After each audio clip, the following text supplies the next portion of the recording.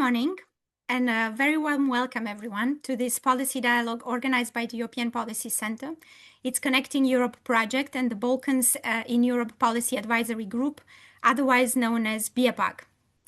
Due to some last-minute travel disruptions affecting several of our speakers, we decided to move the event online to ensure that we could still bring the conversation together as planned. While the format has changed, the objective certainly hasn't, and we are very much looking forward to a lively and substantive exchange. To introduce today's topic, I would like to start from a simple question. What if Europe's green transition is not just transforming our economies, but quietly reshaping politics in our neighborhood?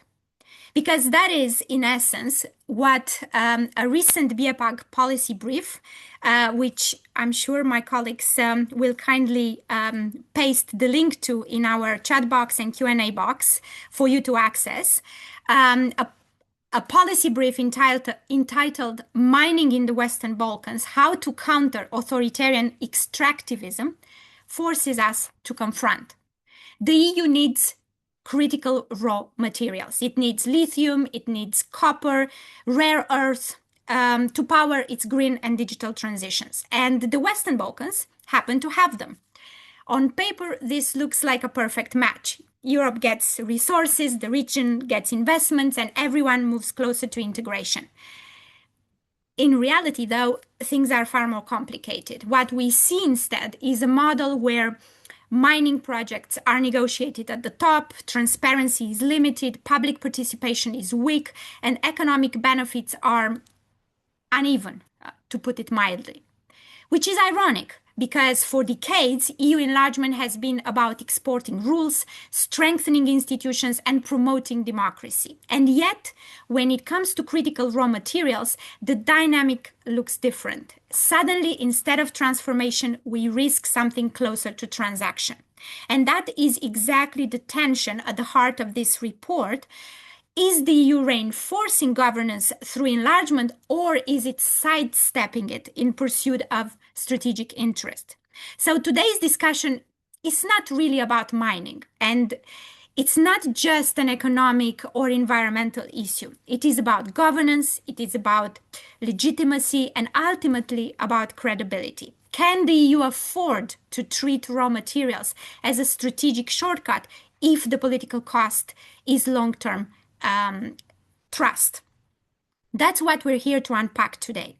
First, on the panel with our distinguished speakers, including Azra Berbic, Deputy Director at the Atelier for Community Transformation Foundation, Branimir Jovanovic and Kristijan Fidanovski, both economists and colleagues at Vienna Institute for International Economic Studies, Frauke Sibas, visiting fellow at the SWP Brussels, Vedran Dzihic, senior researcher at the Austrian Institute for International Affairs, and Marko Kmezić, lecturer and senior researcher at the Center for Southeast European Studies at the University of Graz.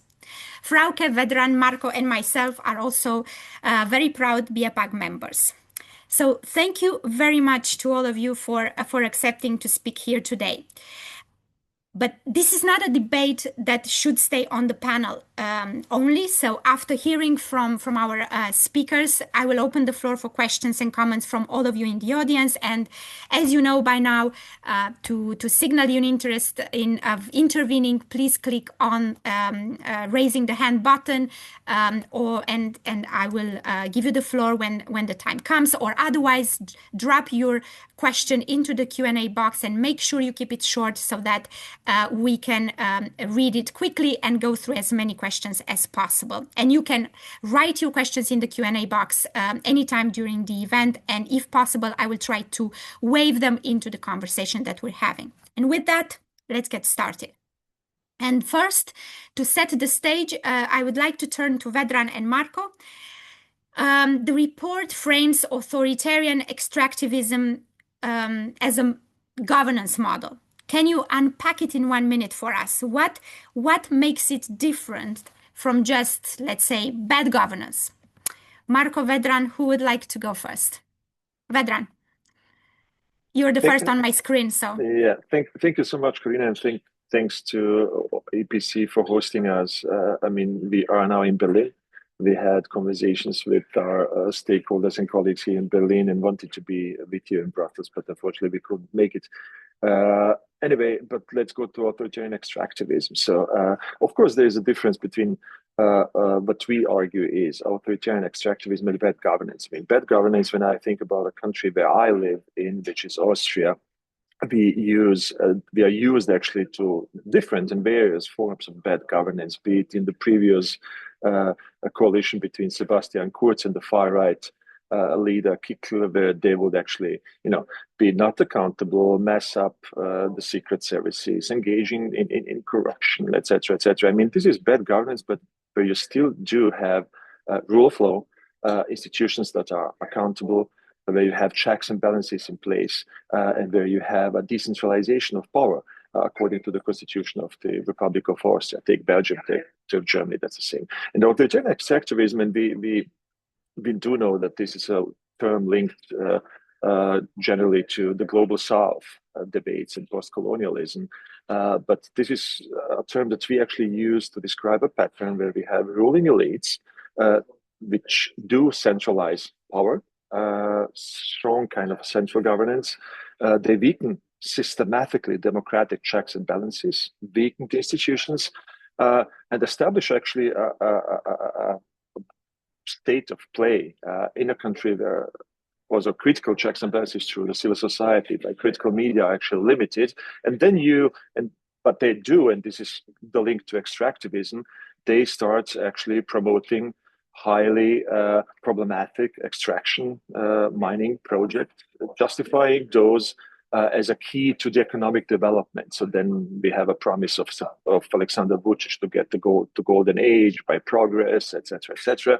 But behind the doors, actually, what happens is that those projects that are planned and some of them implemented are actually primarily benefiting ruling networks and clientelistic networks of dominant political parties, such as a Serbian Progressive Party, for example, in Serbia. So that's the difference as we see it between bad governments and authoritarian governments. But Marko can also chip in and add something to it if he wishes. So. And Marko, if you can also explain to us how it actually works, what's the mechanism at play? Is it that demand for raw materials strengthens authoritarian tendencies, or rather the other way around? Okay, just a second, because I'm hearing also something else on my computer. Just a second, please. Sorry. Well, in a way, your question was very much on point, because what we are signaling here is obviously a case study of a region with widespread and well-documented state capture, corruption, and weak state institutions. So in this regard, the ongoing mining plans simply raise fears among the population regarding negative externalities, which just additionally contribute to the existing culture of state capture, clientelism, and additionally kind of build another layer to the wall of authoritarian rule. However, the stake here is much higher when it comes to the local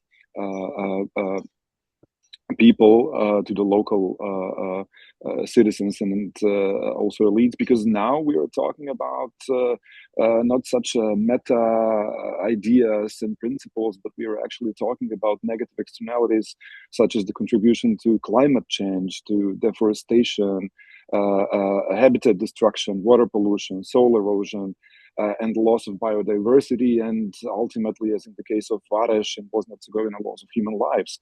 So obviously the stakes are much higher, and that makes the authoritarian rule that much more easy to kind of capture and pinpoint on. So this is what actually makes a difference, and this is what makes this case study, I would say, much more interesting and more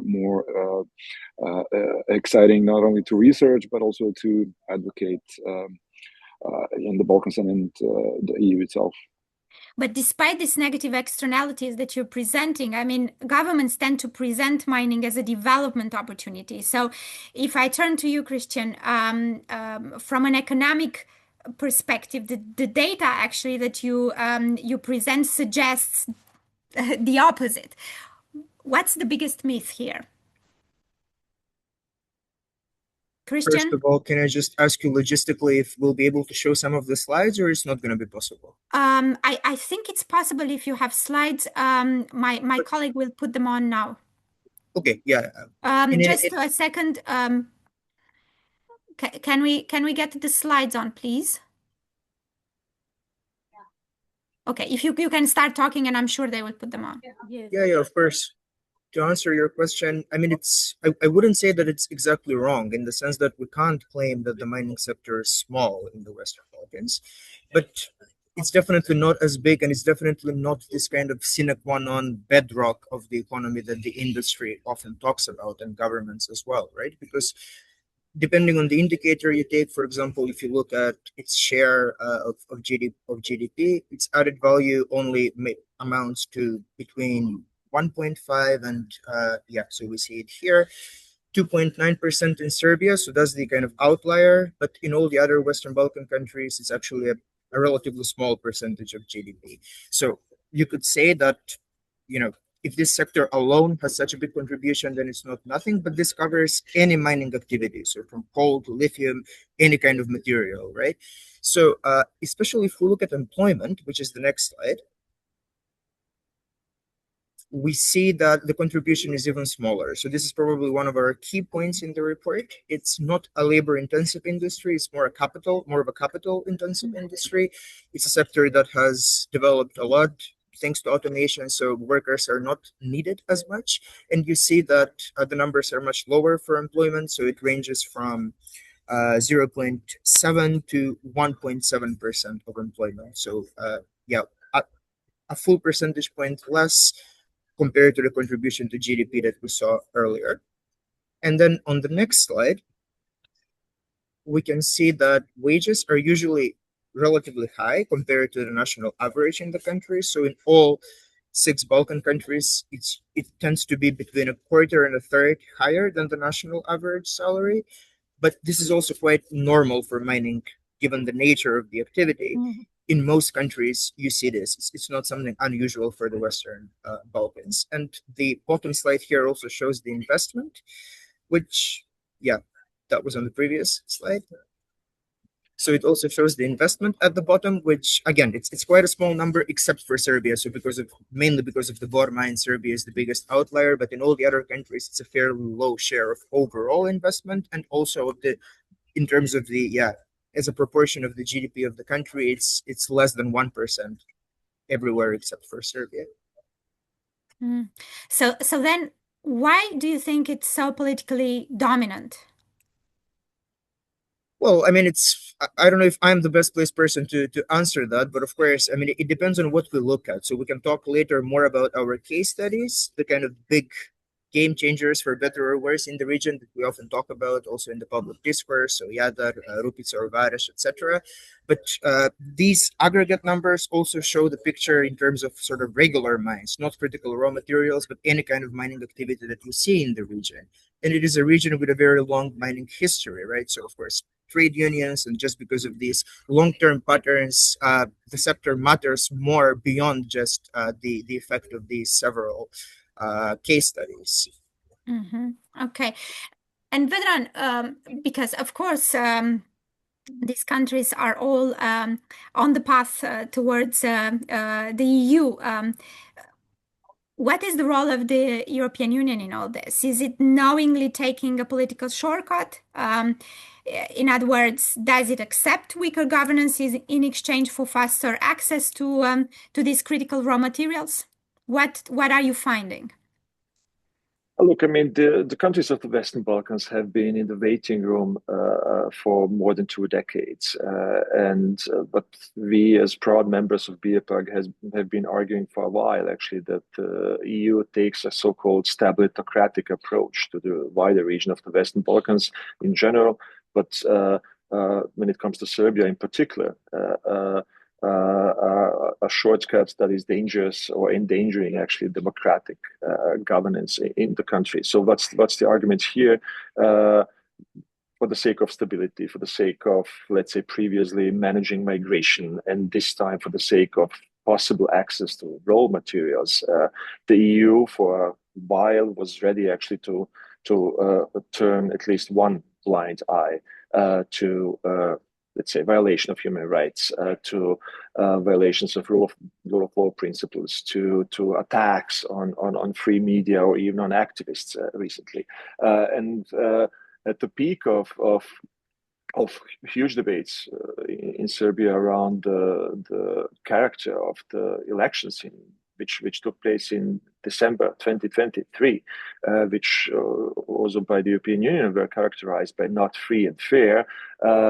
Summer 2024, Chancellor Scholz came with representatives of the European Commission to Belgrade to sign the Memorandum of Understanding and to promote the access to critical raw materials and to enter kind of a new stage of partnership with the Serbian government, which is, as we know, controlled by the dominant person in the country, Aleksandar Vučić.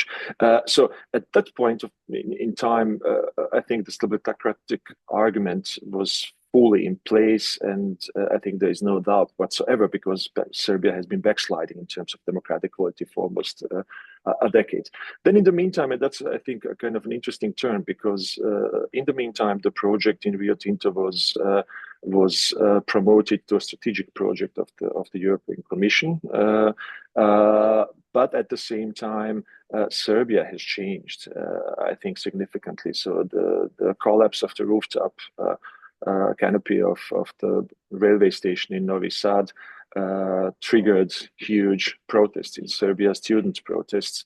The regime of Aleksandar Vučić turned violent in summer 2025 against the protesters, etc., etc.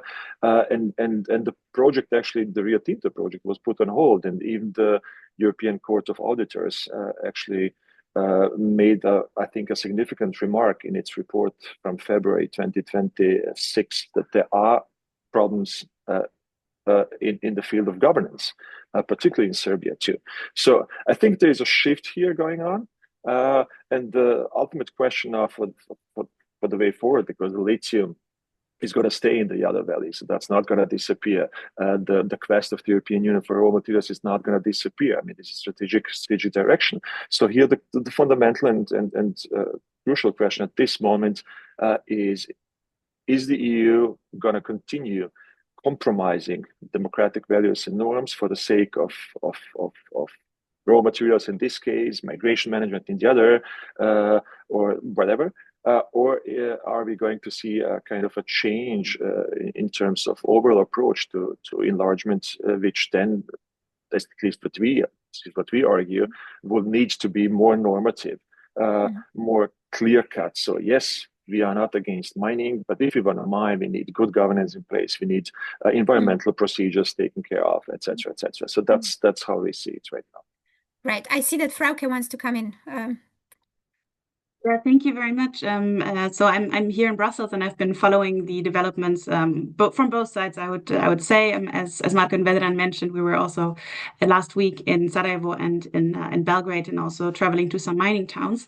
And when it comes to the EU, I think if we take one step back, we see that 2024 was not only the time when Chancellor Scholz and also Marko Šefčovič as commissioner came to Serbia and signed this memorandum of understanding. I think it was only signed by Šefčovič, but Scholz was actively promoting it, and there's a clear understanding that the German car industry is very interested in lithium. But before that, we had, of course, the so-called Critical Raw Materials Act by the European Union, and when you look at that, it's exactly what Vedran just said, right? We have all of that in there. We have environmental standards, we have social standards, workers' rights, we have value chains inside the country. So everything, if you think it's too good to be true, it's because it's too good to be true. But when you look at the paper, you can really see that the EU is trying to transpose these values and rules and standards into the country and create these mutually beneficial partnerships, as it says themselves. And then when we look into the practice, as you said, Corina, already, we see that this is a completely different reality, and the case of Serbia is really highlighting this. And maybe I can add a little bit to this. When we look at Serbia, I think it's it's a clear case. It's not the only case, but there is, of course, a very specific interaction because Serbia is a candidate country. And we have kind of the memorandum of understanding as an additional safeguard. That's what it was intended for, right? Because we have the Critical Raw Materials Act with all the rules and ideas in place. And then we have the memorandum of understanding that's not only for the lithium project, but this is really for all kind of extraction.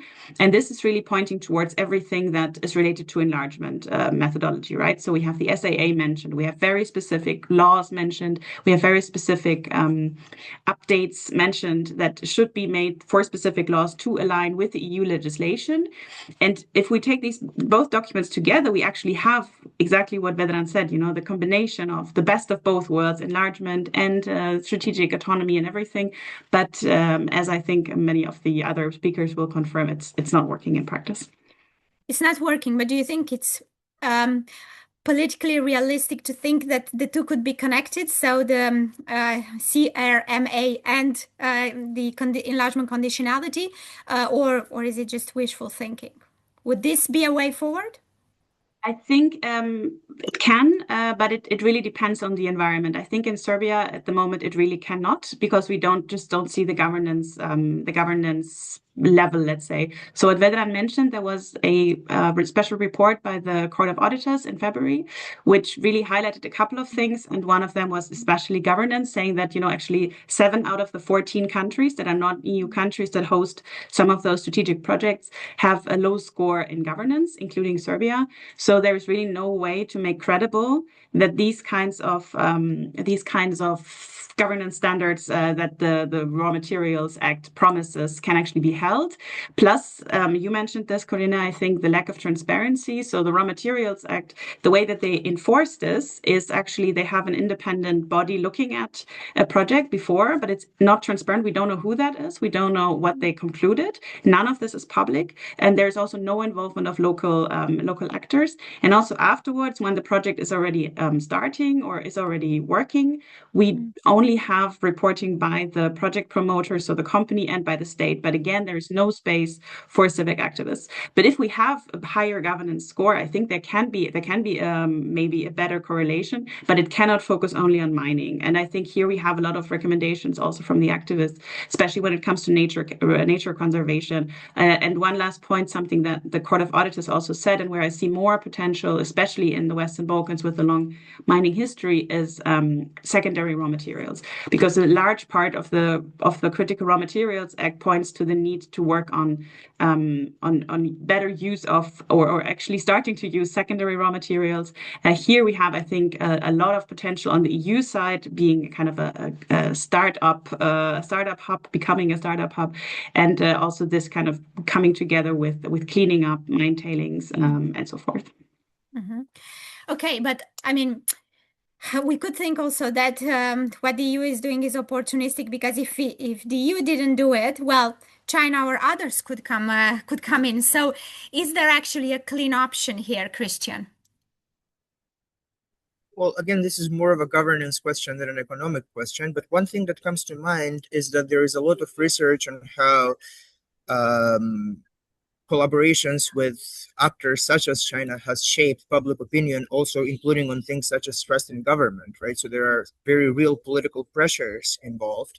And of course, the EU has suffered also quite a bit reputationally from the discussions around the other, but again, from many of China's projects, especially in the global south, we've seen that citizens' trust, even in their own government, has deteriorated after that. So that's something that governments in the region might want to keep in mind if they want to move away from the EU and work with somebody else on this. But again, currently, the discussions are more about how the EU has been a little bit inconsistent with its own recommendations with regards to these projects.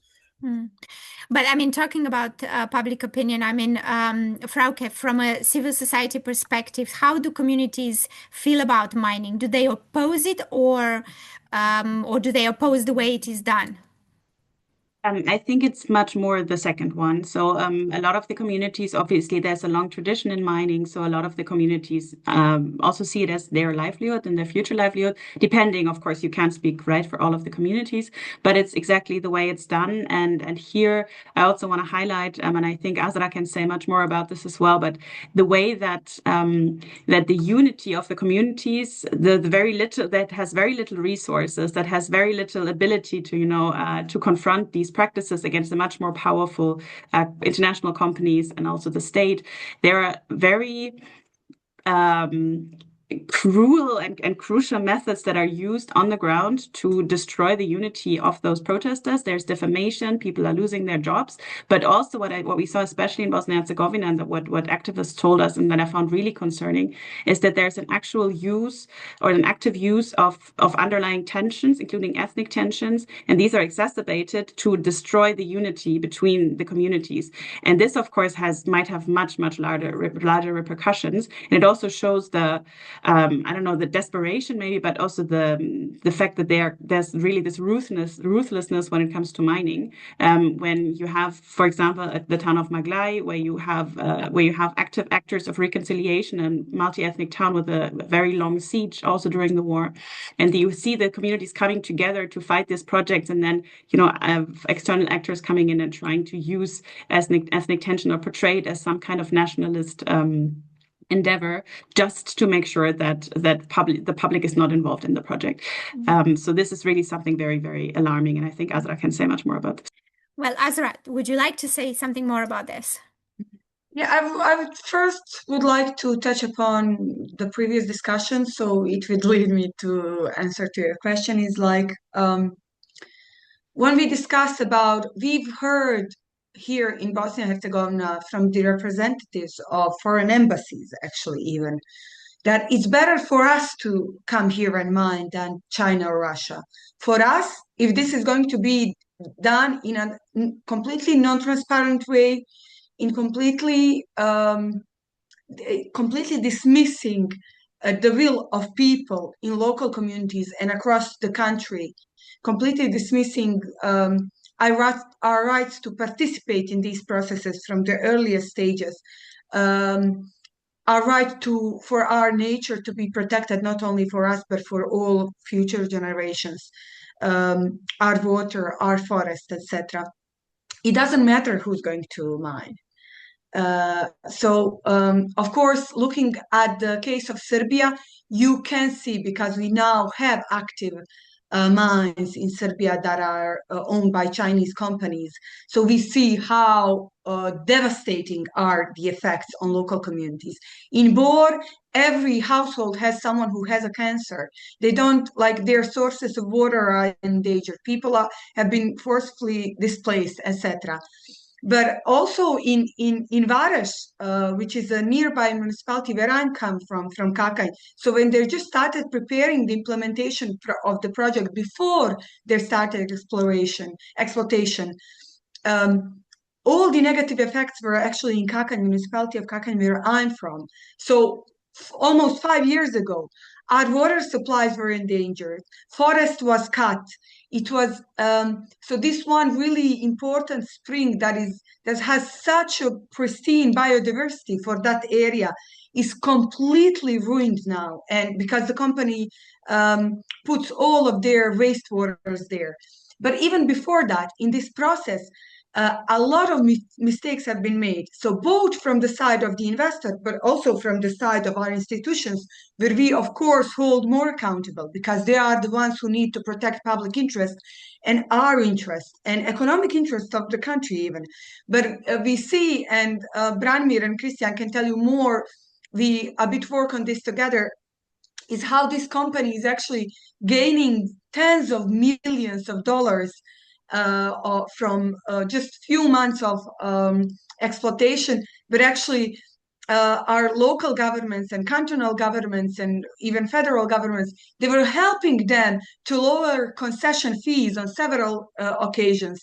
So many of these shady things happening, not to mention that they illegally cut hectares of a pristine forest that is only less than a kilometer from one of the last wild forests in this country. So, and tens of thousands of people are now scared in Kakan to use water from the public supply grid. And for more than 2 years, we are not using it. But on top of all of that, at the end of last year, after the months of negotiation and requests from local communities in Vareš that are directly exposed to the area where the company is leaving their waste, mining waste, because they only do primarily separation. So near the area where they do primarily separation, they leave all the mining waste, which is a lot, because they are mining a lot. So these people are directly exposed. Their houses are, in some cases, less than 200 meters from this area. So they've been requesting these tests on blood, on soil, water, air. And now we know that tens of them have been poisoned. There is a lead contamination, children even. So we finally have this because for more than 10 years, there's been this talk in public that this is going to be a gold rush. This is going to bring a lot of prosperity. This is going to bring a lot of new jobs, new infrastructure, everything. I remember fighting with former director of Adriatic Metals, who is a previous owner of this mine in Vareš. Mind you, now the owner is a Canadian company, Dundee Precious Metals. He was telling me how they're going to bring so many young people to work there in Vareš that they will need to open and build new kindergartens for their children. But actually, the reality is that last year, in summer of last year, the municipality of Vareš was announcing that there is a big possibility that they will close the only kindergarten that they have there. Right. So, the reality is completely different. Environmental standards are not respected. People, even if people are given the opportunity to take part in these processes, everything is put in such a complex narrative, in such a, on an expert level, and people are expected to understand that. Even when we participated in these processes with these local community people from these villages, we created these comments and complaints for these requests from the investor for renewal of an environmental permit, both for the area where they're leaving their waste, but also for the mine. And we've been submitting this comment, and people were warning the Ministry of Environment that this will have huge effects on their health and on quality of their life, and that there needs to be, because they're compared to their first project, they tripled the amount of waste that they will be putting there in that area. Right. Requested for them to do a new environmental impact study. None of this was took into account. I mean, it's quite clear that who loses here, right? And how significant losses are and the damage is. But because you mentioned Kristijan and Branimir, and I see that Branimir has managed to join us, so welcome, Branimir. I wonder then if we can look at who actually benefits then from mining. Azra has hinted a little bit of the answer you might give us, but if you want to fill it in with some details, now it's the moment. Branimir, do you want to come in, since we haven't heard from you yet? Well, I think I should, because I'm late, so at least I say something, not just turn out. So yeah, first of all, sorry for being late, but I just landed and it took me some time to get to the hotel. I speak from the hotel lobby. I hope you hear me well, and I hope there's not too much noise. Anyway, so who benefits? So I'll give you just some numbers. So what we did in the study, we looked. Do you want the slides on? Yeah, I don't have it open. Do you want me to share it? I think my colleagues can put the slides on if you want. If not, I have it. I mean, I'm from the laptop, so I can do it. Yeah, okay. I'm doing it on. Okay. I mean, whatever. Yeah. Okay. As you want. If you want, we can share them. I mean, I'm sharing it. I'm beginning to share. So yeah. Okay. Yeah. You should start. See. You should start it. Yes. Voilà. You see now? Yeah. Yeah. Okay.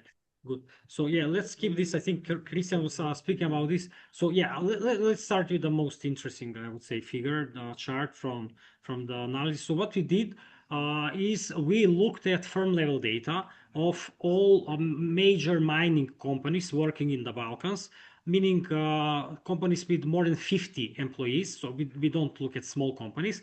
And we took their firm level data, financial accounts that they submit to official institutions in the countries, and we saw this is for 2022. We saw how much profits the companies are making, how much salaries they are paying to workers, and how much taxes they are paying to states.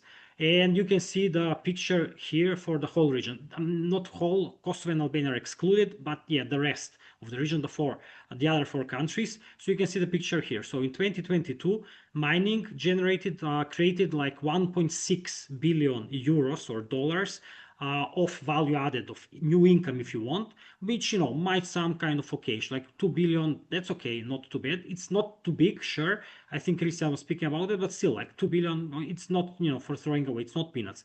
But if you look basically, actually, who got that money, you see it here. So companies' profits were around 1 billion of this 1.6 billion, meaning like 60-70%, 2/3 of the whole income, of the new income, was actually profits that ended up in the pockets of the owners of the companies, which, by the way, incidentally or not, happen to be foreign. So they're not local, whatever businessmen, politicians, state. No, they're foreign companies, big foreign companies.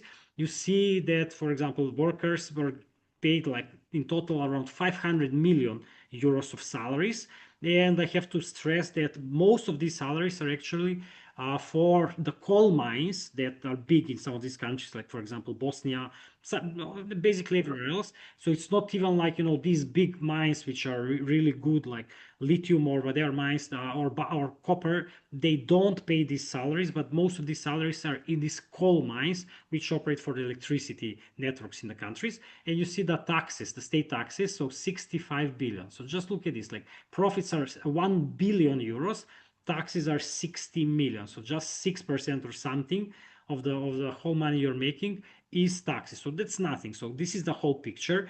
I think that the most striking picture of the in this research, in the economic part at least, that yeah, you say like it's creating some GDP, small, but still it's creating something. You will have some employment, whatever, but actually it's all money. Not all, but most of it is money that ends up in the pockets of the very few owners of the companies. And what's also interesting is that this distribution, like 2/3 goes for the company owners, capitalists. It holds basically everywhere. It's not just an exception. It's not just that we have like these big Chinese mines in Serbia, copper mines, Bor, that they drive the picture. No. It's same story in Macedonia, where again 2/3 of the profits end up with the owners. Slightly maybe different in Bosnia, because Bosnia still has mostly coal mining industry. It's this project that Azra was mentioning is still not working that much. It's very similar everywhere, and it also holds for, I think Kristijan was talking about this, but I'll just mention it, for the so we also analyzed the biggest ongoing project or future projects of mining. So the mines in Bosnia, Lopare, and the other, and also in Serbia, Jadar, Rio Tinto. It's the same story. So around 2/3 of the new money they will create, of their contribution to GDP, will be profits of companies, of owners, and the rest is very small. So basically, the problem is that the system, the mining sector, the problem is systemic. The mining sector in the Balkans operates in, I would say, this is my word, maybe not everybody agrees with it, it's my opinion, in a neo-colonial way, where we are basically giving our natural resources, whatever, gold, lithium, copper, whatever it is, to foreign owners, to foreign companies, and they are taking everything. So it's the same story with copper in Serbia, it's the same story with lithium in Serbia, it's the same story with the mines in Bosnia, it's the same story with the mines in Macedonia, basically everything. So you need a systemic change, you need a change in the paradigm, basically. Of course, domestic politicians are the ones who should make the changes, so you have to change the system, you have to change the way you approach mining. You need different model for mining, but also because now we are in the EU, we are talking to EU people, the EU also has to change its approach. So it's not enough to speak only about mining, how much it will contribute to, you know, electric vehicles in Europe, in the EU. You also have to talk about this the distributional impacts, economic impacts of the projects, but also ecological and everything else. Right. We'll come to the solutions very shortly, but maybe to you, if you want to respond, or else maybe Marko and Vedran are, and maybe even Frauke are more in a position to, then can you explain to us the link then with politicians and with the government? I mean, in terms of benefits.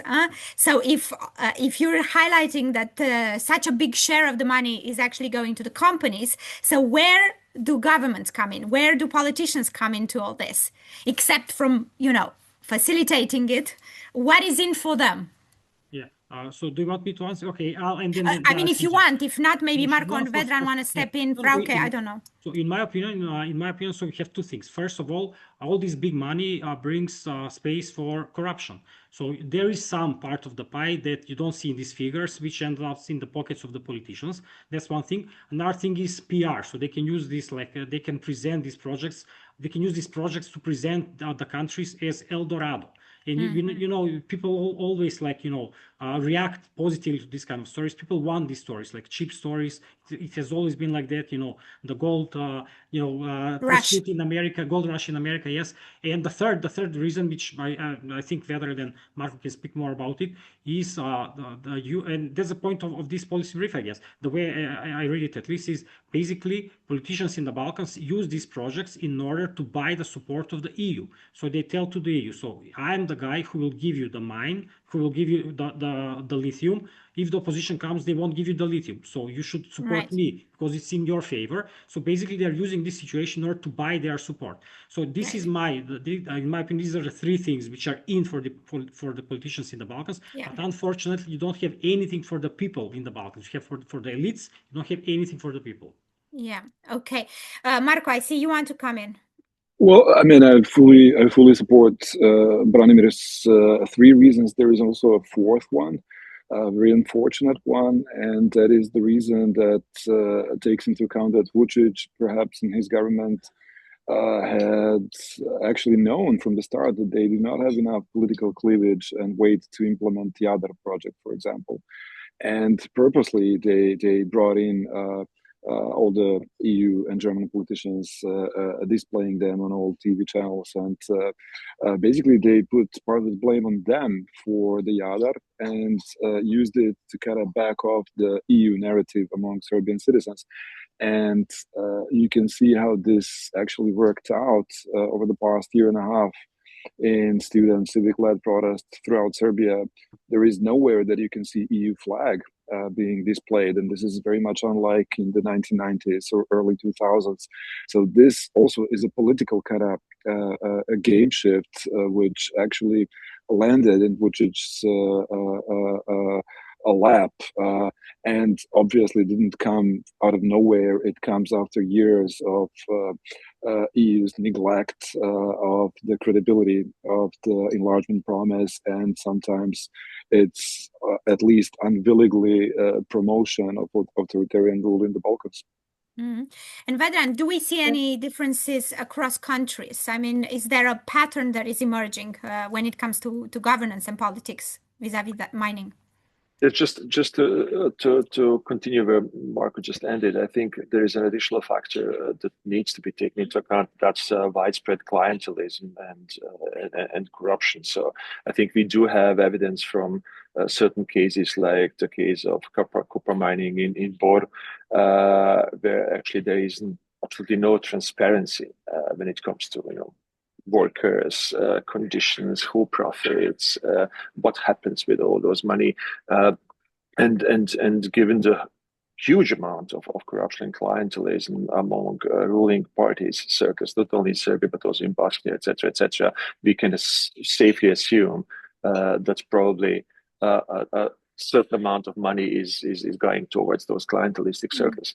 But I mean, what we see when we compare, because the study was a comparative one, and we also looked into North Macedonia and Montenegro, we do see that changes, even slight changes in governance, do matter when it comes to clientelism, stopping corruption, or creating preconditions for concessions, for environmental standards, etc., etc. For example, just take the case of Montenegro, which is now the front runner when it comes to the EU enlargement, is now going to make the next step by drafting the treaty, etc., etc. So in the case of the mining in Brskovo, both through public pressure, but also through the change of government in Montenegro, the project, the concession was actually annulled, and we have now a kind of a different constellation of power in that case. So I think any step that improves the government's leads towards more transparency, accountability when it comes to mining, every step towards deepened autocracy leads to what we have explained in the paper, this pattern of authoritarian extractivism. So when it comes to the EU, I think the main message should be, yes, we want to engage in mining, we need raw materials, we want to create the proper partnership, and we spell it out in our Critical Raw Materials Act, but we also will need to put the pressure on autocratic regimes and to say we can't accept corruption, we can't accept actually that local communities are not included, we can't actually accept that environment is ruined. So this is the clear I'll come forward. to solutions in just a little bit. I just want to touch on one more issue before. Maybe Frauke, you can answer this, because there is a strong line in the report saying that activists are now acting as substitutes for captured institutions.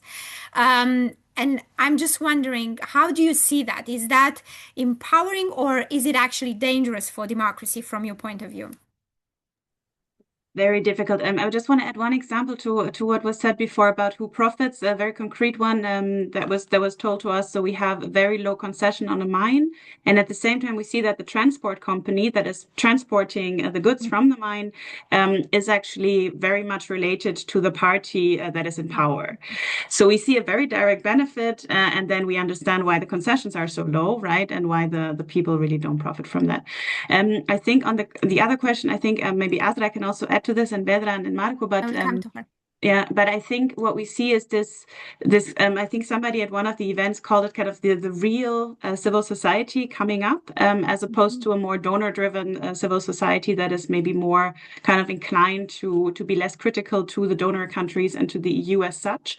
And we have more of a bottom-up, much more messy, I would say, much be also because they have much less resources, much more different camps, let's say, so very different. I think somebody said like different backgrounds and dreams that they have, but really uniting in the face of the degradation of the very land that they live on. And I think it can go either way, let's say. So there is no clear direction. I think the demands that we see in Serbia, in Bosnia, are very democratic demands.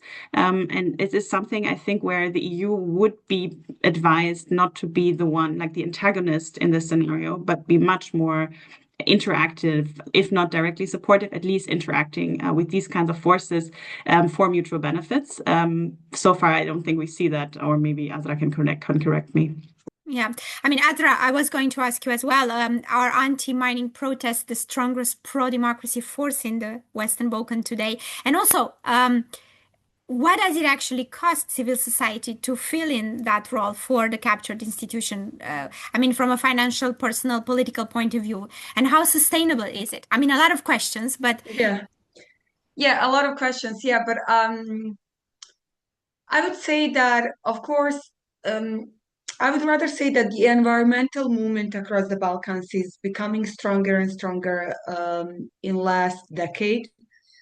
I would dare to claim that it is the strongest movement that we have, because people are uniting across borders and across all of these divisions.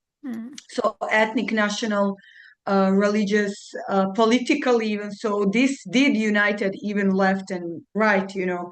So we have, it is a, you know, a rainbow of different ideologies coming together, but exploiting nature to such a level, especially in these Balkan countries, the countries that are post-conflict countries, it's, you know, a red line. I am someone, although I am a lawyer and I work, you know, in this big organization that is there to offer support to local grassroots movements. But I also come from a grassroots movement.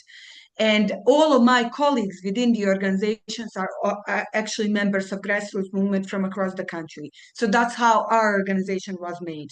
So we are there to serve the needs of people. We do not question what is their, ideological standpoint, as long as it is protection of nature, because this is a red line and this is something that unites us very much so. So I think this not only contributes to the democracy process, strengthening democracy, but also peace building process across the region.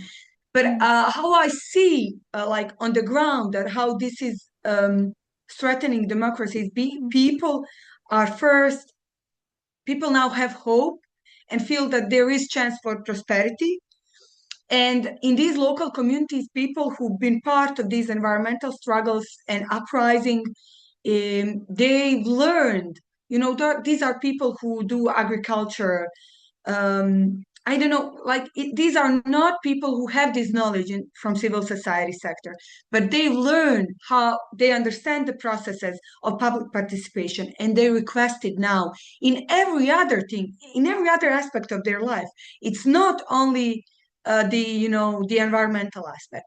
So that's how, and this, I have to say, has changed a bit how institutions treat our requests and our complaints and everything, not still to the level that it should be. So with naturally, this anti-mining movement has grown out of that as well. But also we have to be aware that in Serbia, these movements, workers and people from the villages have already fought even in 19th century against these neo-colonial practices. So it's not just that these people have succeeded even without civil society sector. But what is the cost?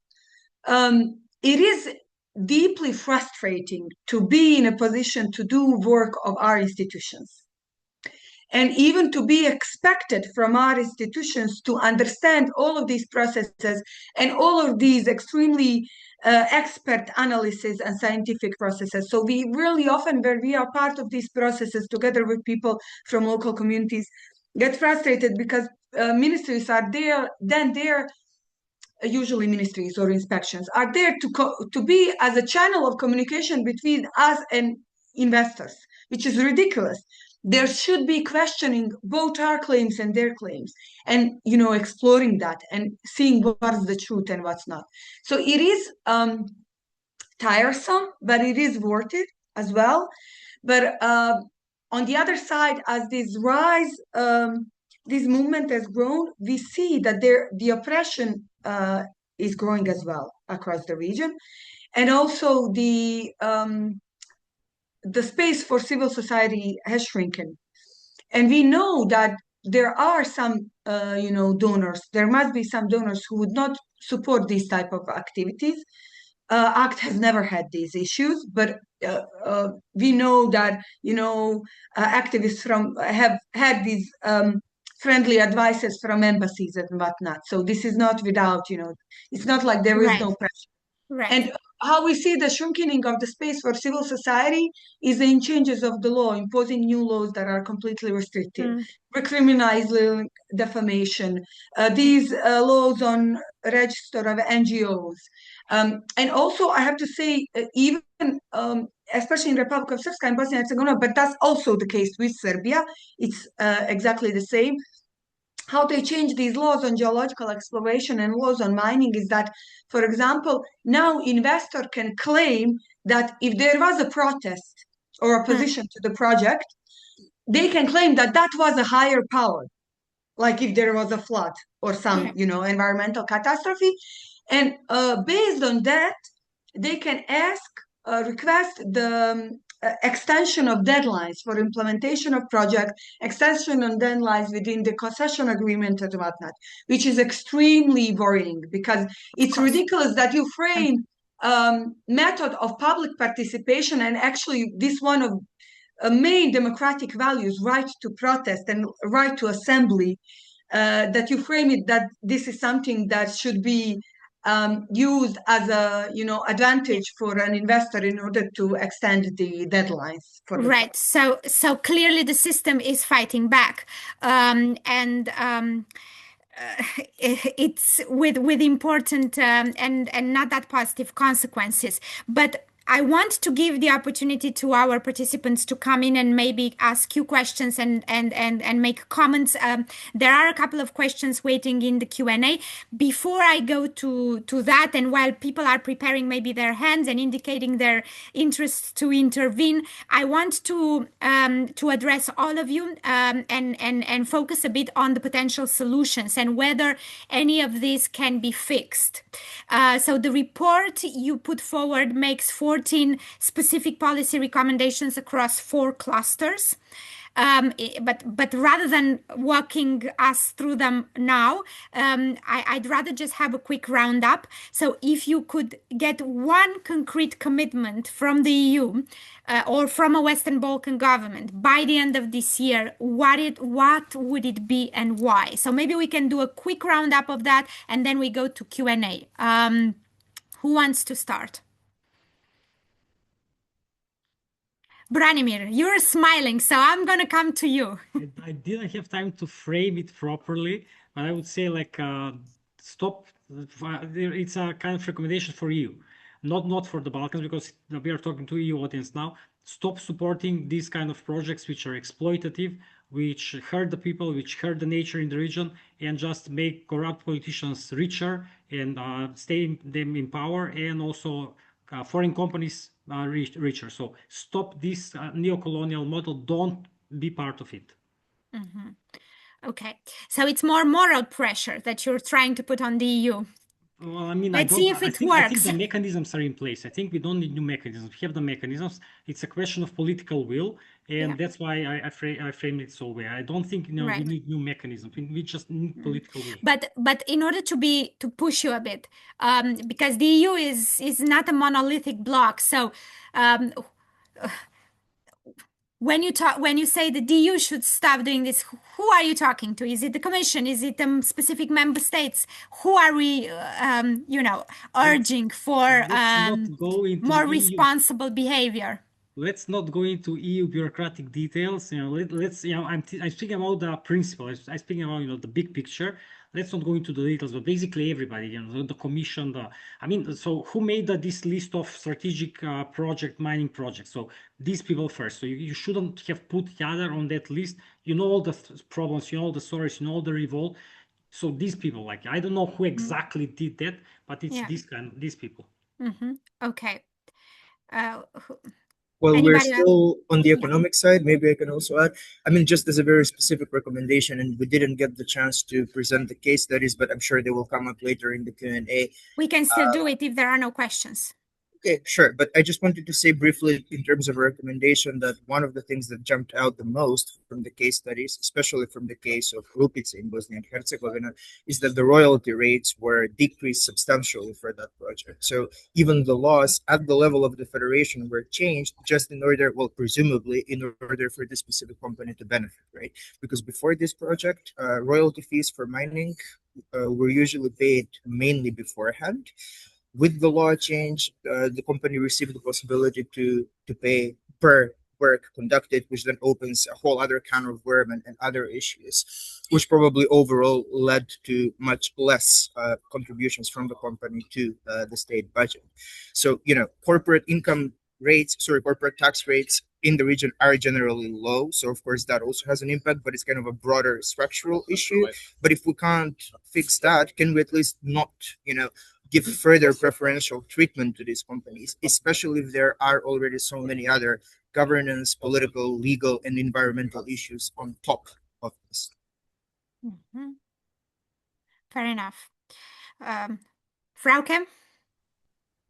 Sure. Maybe to add also to what Branimir said, I mean, he is right, of course. It was the whole of the EU that adopted the Critical Raw Materials Act, right? It was the Council, the Parliament, and the Commission. But of course, yeah, I would say directly to the Commission, who's the main implementing force. I think the critical raw material has a lot of potential if it actually becomes what it says it is. So we need a lot more resources. I was telling this also, I think, last week when we were in the region, the person that was responsible for Serbia is also responsible for 5 other projects. So how can they even get into the depth of the problems that they are dealing with? And it's probably not the only thing they are dealing with. So much more resources, a lot more transparency, including the inclusion of civil society actors when it comes to these assessments that they make, instead of having some unknown entity that gives the recommendations, especially in countries where we have lower governance scores. And then also a clear communication, including with the actors themselves, because we've seen that the communication was usually done by the project companies, sometimes by corrupted elites. We had these open sessions with the president in Serbia on the where citizens could ask open questions. Obviously, it was completely staged. So to avoid these things, more resources, more transparency, and staying closer to the original document. And then lastly, much more focus on secondary raw materials, as the European Court of Auditors also highlighted. Mm-hmm. Marko? Okay, cheated. She has done much more than one policy recommendation, and she had it right. What is left, I think, for us to say is the one that concerns the EU and its enlargement policy. Basically, we also think it is ultimately important to align EU enlargement policy with the Critical Raw Materials Act and to explicitly integrate environmental and rule of law key into the framework governing strategic projects. Thus far, this is not the case, and together with, as Frauke has signaled, lack of transparency in all of those MOUs and strategic documents, this brings in this kind of shady element to the critical raw material demand coming from the EU, which makes it an easy target. And I'm afraid that much of the damage is already done, and now, as the title of our paper says, it needs to be countered. Mm-hmm. Azra? Yeah, I'll try to be as practical as possible, but yes, these are recommendations for Bosnia and Herzegovina. Just one. Yeah, but it's not only for Bosnia and Herzegovina. I have to say this needs to be implemented in other countries. So I will do one talking about the double standards that we haven't mentioned here regarding the EU legislations around everything that is connected to the mining projects, and in our countries is that we need the implementation of these directives that are connected to the protection of environment. Mm-hmm. So different and giving concession agreements and how we manage the waste from so none of this is within our laws implemented. And for example, in Bosnia and Herzegovina, we had this, it was so strong that we need to have this reform agenda that was, put in active last year. But and what you're asking is actually part of the acquis that you would need to be adopted. But none of this is this. So these are requests from the there EU. is leverage from the EU side. Yeah, exactly. So EU needs to push us to implement all of these legislative framework that we anyways have to do if we want to continue to be part of this process. So we will see how this is going to develop. Yeah. Vedran, do you want to add something? If not, I will ask to you the first question we received from the public, which links a little bit. I think the first question that was asked by the public is too complicated, so Marko should answer this one, or Frauke. Okay. But I'm gonna go with the last recommendation. Yes. Okay. And this is a political one, and this is not part of the policy brief, but I think it's a major one. I think, the biggest country in the Western Balkans and the big elephant in all debates in the room is Serbia, and I think the regime of Aleksandar Vučić is fighting for survival And I think there is an important role by the European Union to be played in this game. I mean, the Commissioner for Enlargement, Marko, just announced that 1.5 billion from the growth plan will be at least frozen for a while in order to check on rule of law and media and the legislation for the elections.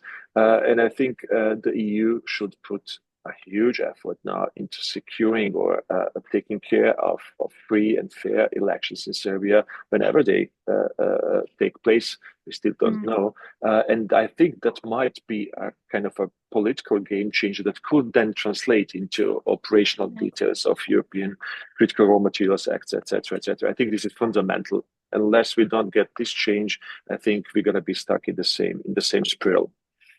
So sometimes the answer could be a bit through the back door, but indirectly, but still effective. So Marko, you've been thrown under the bus.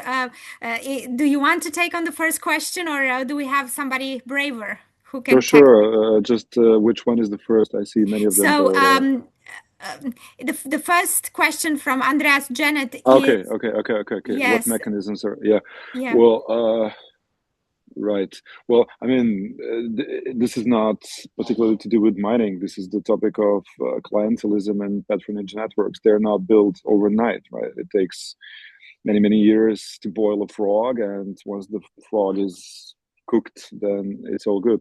And this is exactly what we have seen in the case of Montenegro, where we see a possibility to change the government, and we've seen a change of government, and we've seen how actually civic activists in Montenegro have been successful at displaying what's wrong with Brskovo mine, and how the new government actually followed up and gave up on feeding into this interest of clientelist networks. So basically, a very short and concise answer would be what it takes is to build up strong, independent democratic institutions which would enable implementation of laws, and that would disable authoritarian practices. So democracy, rule of law, that all comes to the forefront.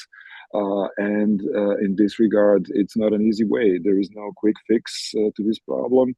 It has to do with a catch-all approach to actually change the political culture. Right. Frauke has signaled her interest in venturing a response as well. And I'm just too stupid to Zoom, but I see that Azra is actually typing an answer. I just meant to indicate that it is answered live. But Azra, I think she typed something, and maybe you want to add. Sorry. No, you go, Frauke. I'm fine with what I typed. Yeah. No, I actually have some trouble understanding the question. I don't know if Andreas, maybe he can ask the question live, because I mean, the democratic oversight, how can it be effectively maintained within the critical sector navigating the pressure of regional energy reforms? I think this is a very big topic, but I'm not sure I'm getting the question right. Right. Well, maybe Azra, do you want to just voice your response, and if the person who asked the question can repose it in different words, that might help as well. Yeah, for me, so the question was also how to stop formation of these, or prevent formation of these patronage networks. For me, I'm afraid that they've been already formed all across the Balkans, not only in the Western Balkans. We see that in Romania and Bulgaria as well. So in the EU member states, in Greece as well, and Turkey, there is this mine in between Turkey and Greece. We see that this is becoming a trend, because big capital is coming and taking over, and it's much easier in these less developed countries, or in these countries where people need and where there is already corruption and nepotism, even before these mining companies came. So for me, it's rather how to prevent this and how to stop this, because we really need to understand that, and I feel like everyone understands this, big capital has a huge influence. But we need to ensure that at least, and whenever I say need, I think the people, the governments, and the EU, which is important, most important geopolitical factor and ally still in the Balkans, despite all of these, degradation of interest. So what can we do to sort of counter this then, in one sentence? Yeah. So EU needs to first reevaluate all of these projects that they are supporting, and also not only in this strategic level within the Critical Raw Materials Act and then the list of these companies, because how the companies becomes a strategic project is because the company applies. So someone within the EU reviews their application. So these people who are reviewing, they should not be reviewing this from Strasbourg, Berlin, and Brussels, but to go on the ground and to speak with the people. Also, the EBRD, who has changed 2 years ago their mining strategy completely, and we see the effects of that now all across the Europe, especially in Ukraine. They also need to reevaluate, because us from Kakan, we have an open case at the EBRD. We have an open complaint. This hasn't been resolved in now more than 2 years. So this hasn't been resolved yet. There people, the EPAM Commission, came only when we complained and came year after our complaint, you know, and this hasn't been resolved. So they need to come to the ground, to visit the people, to visit the local actors, and then to decide whether they will going to give them, you know, 600 millions or not. Sure. And okay, and then we have a question. Maybe Branimir or Kristijan wants to answer it with the role of for data, open, publicly accessible environmental data. Whether this can support public participation by local communities and responsible decision making by governments. As economists, how do you see that? I mean, Kristijan, maybe, I don't know, you've been silent for a while. I don't know if you want to come in. Well, I don't think this is a question for us, to be honest. I mean, okay, then maybe Branimir. Better place that somebody, well, or Branimir, but anyway. I mean, of course, better data, more data would be useful. Of course, it will improve the situation, but it's not a magic wand. It's not a magic stick. It won't change things, you know, dramatically. It will be useful in a sense that people will see you'll have more space, you know, more food for advocating, for supporting, for showing people how really the situation is, how dramatic it is, things like that. But I'm not against it. Of course, I support it. But I think we need much more than that. It's not, you know, there are no like kind of, you know, like small things like mechanisms. You do this, you do that, you change the story. You need to change basically the whole approach. Like I was saying, the system is rotten, the system is wrong, both on the domestic side, domestic politics, and also on the international side, EU approach towards the region. So we have to tackle that, not, you know, some minor issues. Of course, more data is good, but it won't, you know, change things overnight dramatically. Just to clarify a little better what I said earlier. So I meant that maybe one of the activists can tell us better what the situation on the ground is in terms of data availability. But in terms of how much we know about these projects, we already know so much about them. And even the companies themselves. So again, I can't speak for the environmental aspect, but the economic analysis that we did, especially for the main case studies, was based on feasibility studies published or commissioned by the companies themselves. So they themselves, and therefore we can assume that it might be an underestimate, right? But even if we use their numbers, we see these major disparities between profits and state contributions, as we mentioned earlier. So there's not I mean, it would be great, of course, for the broader picture, if the government could also provide alternative and sort of more neutral estimate. So we don't have to rely on the company, but we already have a lot, right? Okay, and because you mentioned on several occasions the case studies, is there anything from your perspective about the case studies that you've undertaken that needs to be highlighted and you would like the audience to hear about, that it's important to communicate as messages based on the work that you've carried out? I mean, I feel like we've covered the bigger picture, but maybe just one more indicator that we didn't mention, which will only reiterate the main finding that there are big disparities between the profits and the state contributions. If we zoom into the case of Rupice and the case of Jadar specifically, by company's own estimates, we see that the Rupice project should already be turning a profit, actually, because it took the company less than a year, taking into account the upfront capital investment that they made and all the different forms of state contributions that we mentioned earlier and the wages. Already within the first year of the project, it already became profitable, right? So clearly we're talking about hundreds of millions, and if Jadar ever goes forward, billions of euros or dollars, doesn't matter, that the companies would be making. So for Jadar, we have a similar estimate that after 4 to 5 years, I think was our conclusion, the company would already be able to be turning profits. Thank you so much. I don't know if Branimir also wants to add anything about the cases from the economic perspective. I mean, I think there are other, we covered most of the things, so yeah, I wouldn't spend time on this. All right, fair enough. Then I don't see any hands up, so I will continue with the questions we've received in writing. And there is one about whether any democratic forces parties in any of the target countries have been successfully able to capitalize on the environmental and economic issues mentioned. Were there any successful campaigns or improvement in this context? So I guess somebody is looking for whether there is any good news at all in this story. Are there any successful stories or anything good to talk about it? Well, yeah, I think that the success story is that what was your question from earlier is that how this is contributing to the democratic process. So, however, without no doubt that we see from the practice, from these active projects that we already had, that this is severely damaging for the environment, for the local communities, for the people, for economic interests of our countries, as Branimir and Kristijan just mentioned. But also this is beneficial for our societies because people are really getting the awareness that they are able to participate in this decision-making process, and they are the ones who need to be asked.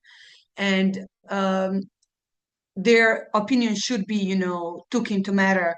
And that is really important. And this is giving hope, I think, because movement inspire each other, and people share know-how, they share resources, they share everything from across the region. So I'm sorry that Zaklina wasn't able to, from Polekol Pravonavodu, to join us because all of these mess around traveling. But Polekol and ACT are co-founders of this regional coalition that is called Let's Defend the Nature of the Balkans. And within that coalition, we have civil society organizations, but mainly grassroots movements from across the region. So from Slovenia to North Macedonia.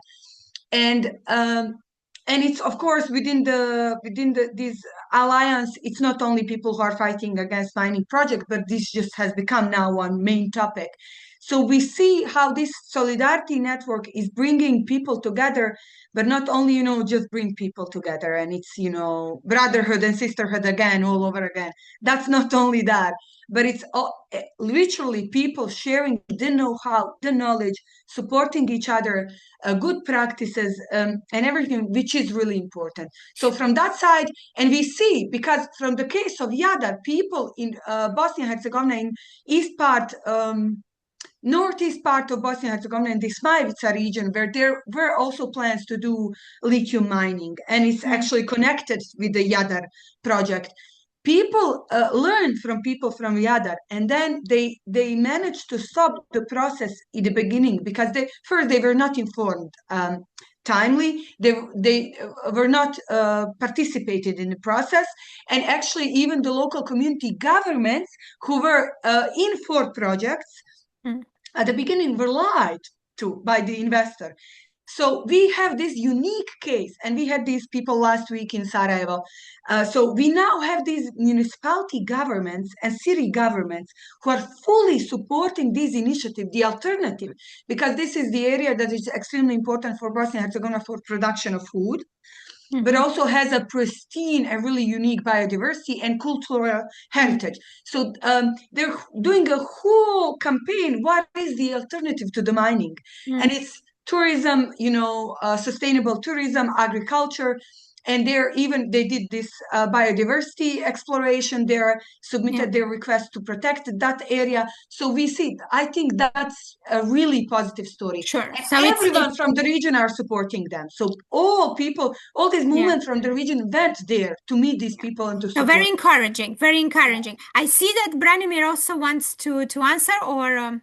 Yeah, I want to add kind of a follow-up to what Azra said. It kind of went under the radar on all these events, at least to the extent that I'm following.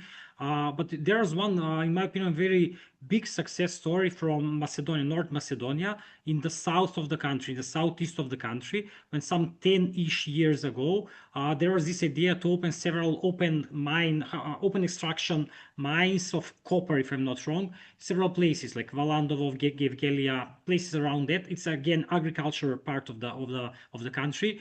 And all the projects are stopped. Maybe some of them have some court cases, but none of them is actually being pursued at the moment. Why? Because the local people organize so efficiently, so quickly, so effectively. There are local referenda at which like 97, 98% of the people voted against the mines. There was a very good connection between activists, local businessmen, and also local politicians. So basically people were talking to people, small community, everybody. So you talk to people personally, you tell them you cannot be for this, like you're selling yourself, to the devil, whatever. So it really worked. So I think when I'm trying to compare thinking now, what made these cases successes, like more successful, for example, than the situation in Serbia, I think one very important factor is that they acted very quickly. So you don't wait, for the businessmen to get to the politicians and bribe them and get deals, but you really act quickly. So you have to really act quickly. But I think this is one very good success story of local democracy and success of real democracy, if you want to say, like, because people organize themselves grassroots and prevented this. And on civic mobilization, we also have another question of how then EU institutions can better integrate these local civic actors. What do local civic actors need from the EU? I mean, I know Azra will be best placed to answer it, but maybe Frauke wants to come in as well. On the last question that is now pushed, no, on the importance of civic mobilization. Yeah, I think I will give this to Azra and maybe move to this answer more to this last question. Okay. Yeah, I think I already partially answered to this question, but it's we really need allies, and when it's not what worries me very much, and this was mentioned both by Marko and Vedran, is that this I will say feelings of general public towards the EU are changing across the Balkans. Sure. And that worries me very much because we are still, of course, we are pro-democracy, of course, and pro-European values, and we are part of EU, and I don't think of Europe, and I don't think that even to the people who live within the EU and think that Europe is only the EU, it's not. We are, part of this community as well, and we share these values. So that worries me very much. So I think that this Hippocratic approach, I have to say, unfortunately, that we are witnessing, not necessarily from the EU, but from the EU member states. When they tell us here, it's better for us to mine than for China. And when we see that Silk Road initiative has come to Italy, to Germany, to Greece, to Netherlands. So, all of this hypocrisy, in a sense that only because it comes from the EU or from the Western Bloc, it's going to be beneficial for us, and it's better, way better. It's not good in any way if we don't have lack of rule of law.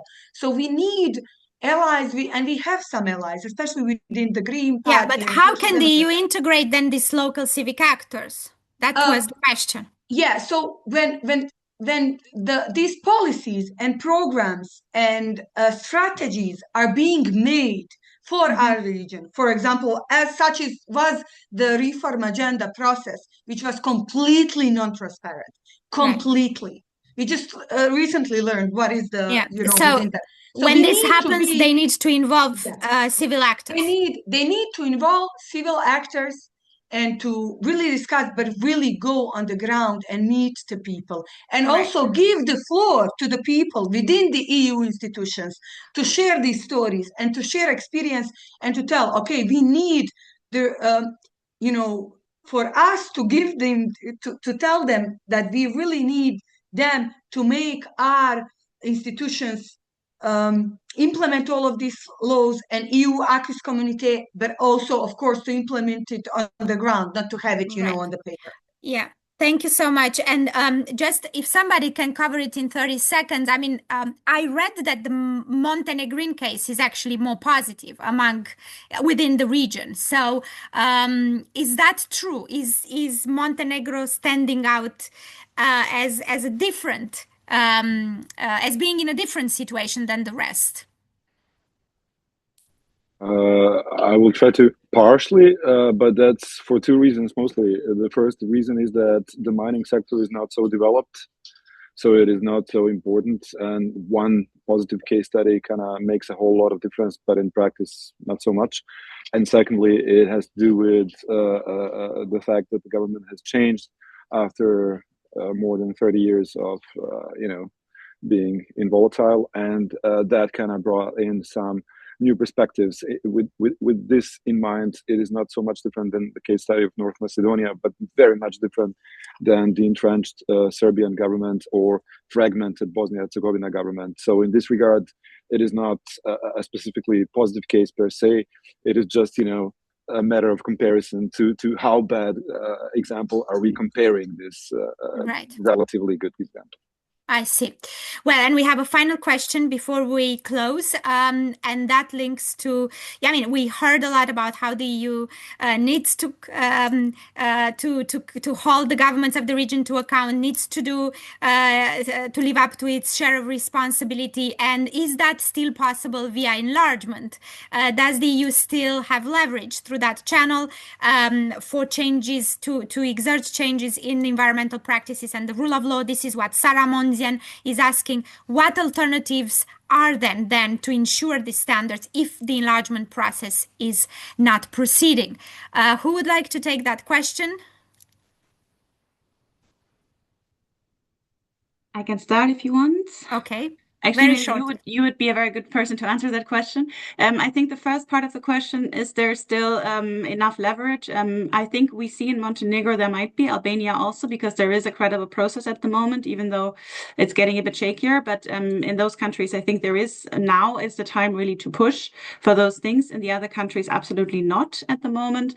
And then I think we mentioned a lot of things. I think it's in the question that we can't answer definitely, but I think there is a lot of leverage that the EU has outside of the enlargement process, including through funding. This also concerns the member states, including bilateral funding. I'm also giving advocacy to the German government in this a lot, because they are one of the largest donors, to really streamline this much more and put the rule of law first in all of the funding schemes and in all of the engagement when it comes to especially environmental, but also other kinds of engagement. Okay, so then the only thing standing between you and the participants' lunch is my closing question. I would like to end where we started. Can Europe secure critical raw materials without compromising its democratic standards? It's one sentence each, yes or no, and why. And I'll start from Kristijan.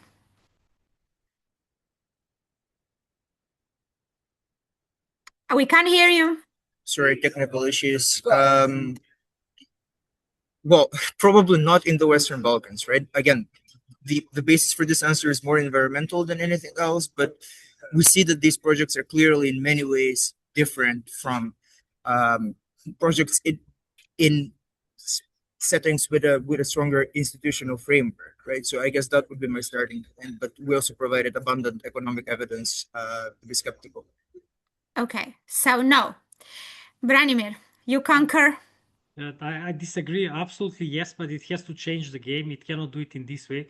It has to change the approach. We don't have time to go into details, but absolutely yes, but not in this way. Right. Frauke? Yes, if the EU plays by its own rules and walks the walk instead of just talking the talk. Excellent. Azra? Yeah, I have to say that EU is already securing in many cases the critical raw materials, even in Bosnia and Herzegovina. So, but still, if they continue to do, just to talk, not walk the walk, as just Frauke said, no. But because I think, there is lack of strategic approach whatsoever, both within the country, every separate country, and also by the EU. So it shows. So it's possible, but not very probable. Exactly. Right, Marko. Very directly, yes, but not with politicians such as Vučić and likes in the power. Okay, and Vedran, you get the last words. Look, then I need to sum it up and say yes and no, no and yes. No, but without kidding. So no, of course, yes, but you need clear governance standards and benchmarks, strict environmental conditionality in any case, and you need public consultations involve citizens. So it's a yes, but if. So I mean, we don't know whether we are going to wake up in a world tomorrow where Trump says something and the EU reacts badly or whatever. So, the crystal ball we don't have, but we hope, of course, for the best, and we put our efforts by producing policy briefs, meeting with activists, doing advocacies in Brussels. Yeah. Okay. Thank you so much to all of you. This has been fascinating. You've done very important work about an extremely important topic. And the work that lies ahead is for those who are responsible and should act responsible is hefty. And hopefully they will tackle it at some point. But thank you for raising awareness about all these issues and for doing your part in this. And many thanks also to our participants for bearing with us and all the changes that we had to accommodate. We hope to maybe continue the discussion and maybe around the new study if you decide to dig left and right. Thank you so much. Have a good lunch and until next time. Bye bye. Bye bye. Ciao, Corina. Ciao.